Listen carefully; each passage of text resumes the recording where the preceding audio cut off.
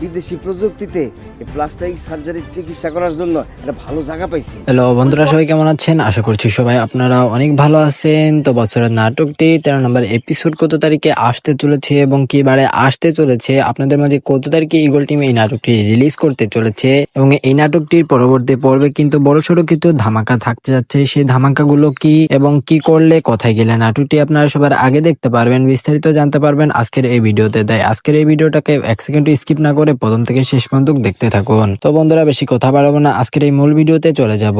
তো বন্ধুরা, এই নাটকটির পরবর্তী পর্বে কিন্তু মরিয়ম তার নিজের ভুলটা বুঝতে পেরে মায়ের কাছে এসে ক্ষমা চাবে এবং মায়াও কিন্তু মরিয়মকে ক্ষমা করে দিবে। এবং অন্যদিকে মিজান কিন্তু নিজের ভুলটা বুঝতে পারবে, মিজানের মা যে ষড়যন্ত্র করতেছে মিজানের বিরুদ্ধে এবং মিজানের বউ মায়ার বিরুদ্ধে, এটা কিন্তু মিজান আস্তে আস্তে বুঝতে পারার পরে সে কিন্তু মায়াকে ভালোবাসতে শুরু করবে এবং তার মাদের অর্থাৎ মিজানের সৎ মায়ের সব ষড়যন্ত্র বুঝতে পারবে। এবং এই নাটকটি কিন্তু পরবর্তী পর্বেও আসতে চলেছে, অর্থাৎ 13 নম্বর এপিসোড আসতে চলেছে সামনের 6 তারিখে কিংবা 7 তারিখে।